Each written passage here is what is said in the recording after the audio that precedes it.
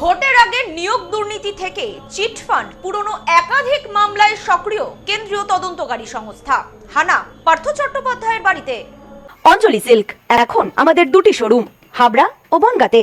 চৈত্র sell উপলক্ষে দুটি শোরুমেই কেনাকাটার উপর রয়েছে 5 to 50% ডিসকাউন্ট। ফোন 7044447885। ভোটের বাকি আর মাত্র 12 দিন, তারপরে প্রথম দফার ভোট। তার আগেই রাজ্য জুড়ে যেন ঝোড়ো ব্যাটিং ইডি সিবিআই এর। কলকাতা থেকে জেলা সর্বত্র চিটফান্ড, শিক্ষা দুর্নীতি, রেশন কেলেঙ্কারি, জমি জট, বিভিন্ন পুরনো মামলায় নতুন করে অ্যাকশনে নেমেছে কেন্দ্রীয় তদন্তকারী সংস্থা। শনিবার সকালে রাজ্যের প্রাক্তন শিক্ষামন্ত্রী পার্থ চট্টোপাধ্যায়ের বাড়িতে কেন্দ্রীয় বাহিনীকে সাথে নিয়ে পৌঁছে যায় কেন্দ্রীয় তদন্তকারী সংস্থা ইডি। একইভাবে অভিযুক্ত প্রসন্ন রায়ের বাড়িতেও চলেছে তল্লাশি।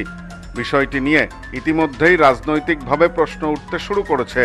ভোটের আগে একই শুধুই তদন্ত, নাকি এর পেছনে রয়েছে গভীর কোনো অর্থ? শনিবার সকাল থেকে দীর্ঘ সময় পার্থ চট্টোপাধ্যায়ের বাড়িতে অভিযান চালায় ইডি।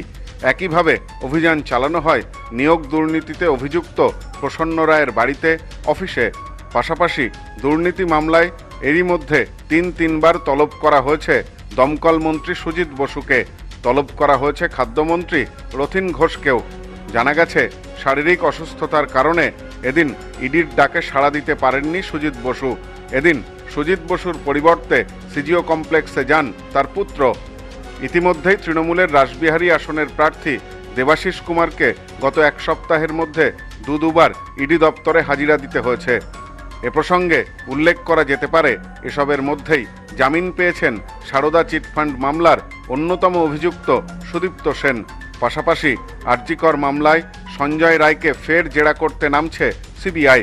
এখানেই প্রশ্ন উঠতে পারে, হঠাৎ করে ভোটের মধ্যেই কেন তেড়ে ফুড়ে নামল সিবিআই ও ইডি? রাজনৈতিক বিশ্লেষক ও পর্যবেক্ষকদের একাংশের মতে, বাংলায় যেমন পুলিশ প্রশাসনের একাংশকে তৃণমূলের দলদাস বলে বিরোধীরা অভিযোগ করেন, পুলিশ দিয়ে বিরোধী দলের রাজনীতিবিদদের হেনস্থার অভিযোগ করেন, তেমনি সেই অভিযোগ রয়েছে কেন্দ্রের বিরুদ্ধেও। জাতীয় স্তরে বিরোধীরা বারবার অভিযোগ করেন বিজেপি এর অপব্যবহার করছেন অন্য রাজনৈতিক দলের নেতাদের বিরুদ্ধে।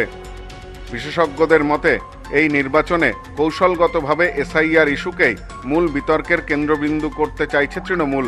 সামনে রাখা হচ্ছে বাঙালি ভাবাবেগ।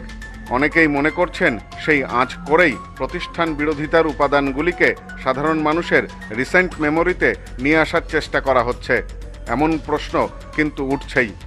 Bureau report, news no man's land. New PC jewellers, সম্পর্ক গড়ে দেয়। বনগাঁতে আমাদের 3টি শোরুম প্রতিদিনই খোলা।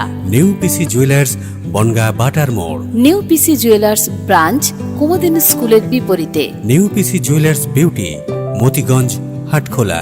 আমাদের এখানে সোনা কিনুন পেপারের দামে।